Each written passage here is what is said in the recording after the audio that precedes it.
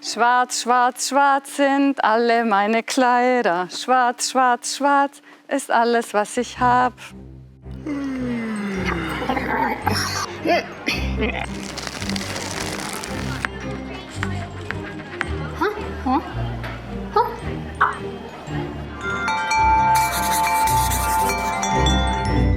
Schwarz. Schwester Andrika, seit wann ist unser Kleid denn schwarz? Das ist doch dunkelblau. Dieses Kleid, das habe ich jetzt schon fast 20 Jahre lang.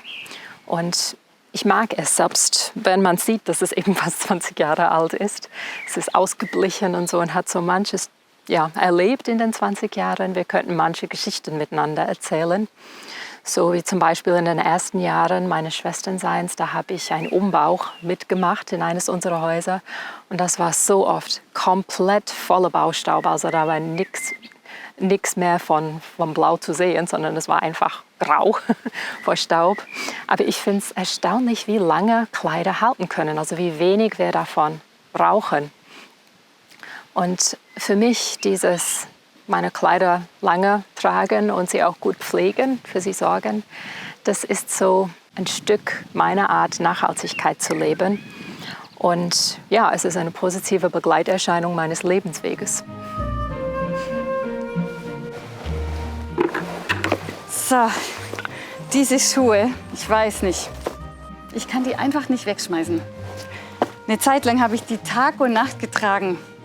Ich habe die mal zufällig entdeckt. Da irgendwie hat sie jemand abgestellt zum Weitergeben, so Tauschgeschäft, Gebrauchtbörse.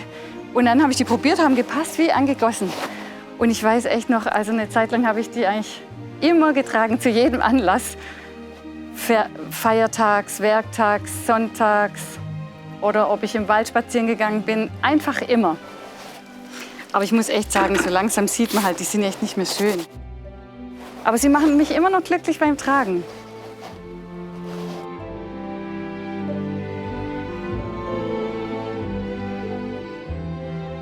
Seit ich Schönstädter Marienschwester bin, versuche ich, ein einfaches Leben zu führen, ohne viel für mich zu brauchen und die kleinen Dinge des Lebens mehr zu schätzen.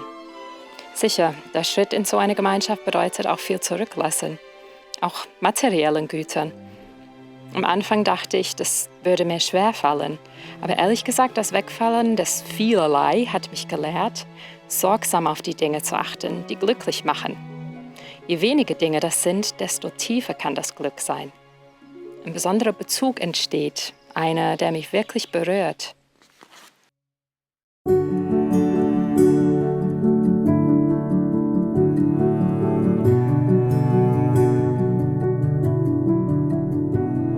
Es entsteht eine Nähe zu den Dingen, die ich sonst beim Überangebot an Gütern oft überhaupt nicht mehr habe. Da verliere ich ja völlig den Überblick. Unsere Persönlichkeit wächst und entfaltet sich nicht zuletzt durch die Dinge, die ganz zu uns gehören. Liebe zu einzelnen Dingen, das kann etwas unglaublich Schönes sein. Weniger zu haben steigert sogar das Genießen.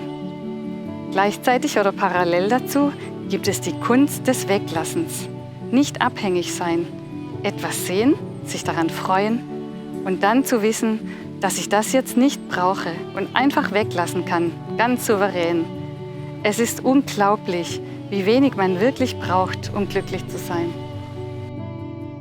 Ich freue mich zum Beispiel auch riesig über selbstgemachte Geschenke. Und wenn sie dann noch von einer Person kommen, die mir wichtig ist, dann ist das Freude pur. Und darum mache ich selbst auch gerne etwas für andere. Handmade-Produkte finde ich richtig toll und attraktiv auch. Was mich oft so sehr freut an selbstgemachten Dingen, ist dieses rührend Unperfekte, das liebevoll Kreierte. Und jetzt, so sagt uns Pater Kentenich, kann ich gerade in solchen einfachen kleinen Dingen, die mich berühren, ganz schnell erkennen, dass sie nicht nur einen Eigenwert haben, sondern einen Symbolwert, der durchscheint.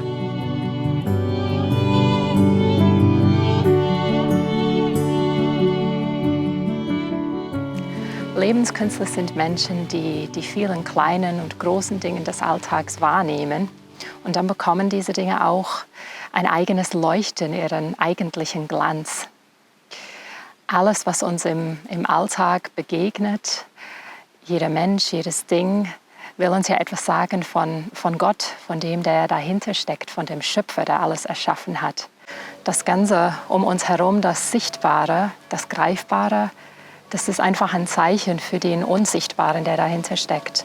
Und das zu sehen, zu begreifen, das kann man auch im Alltag üben.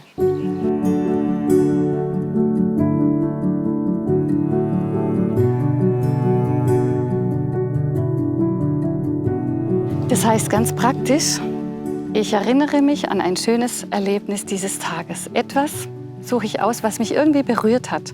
Mein Bild des Tages. Und das lasse ich noch mal aufleben, aber mit allen Sinnen, nicht nur im Kopf. Und ich verkoste es sozusagen oder ich koste es nach. Gott steht hinter diesem Ereignis. Und es ist gleichsam, wie wenn er mir sagen will, du, das ist für dich, das schenke ich dir. Und es gibt dann so eine ganz persönliche und innige Beziehung beim Beten zum lieben Gott. Und es ist Meisterschaft des Betens. Auch der gute Umgang mit den Dingen, ob das jetzt Pflanzen, Tiere, Kleider, Nahrungsmittel oder was auch immer sind, das kann tatsächlich auch zu einer Art Gebet werden, wenn ich gut mit diesen Sachen umgehe.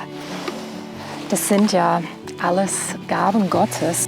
Und wenn ich die mit Ehrfurcht behandle, wenn ich die als Gaben Gottes annehme und ihm auch zurückschenke, dann ist es ja wirklich eine Art von Gebet und ist ökologische Mitverantwortung. Und weil Gott uns so großzügig beschenkt, können auch wir einander großzügig schenken.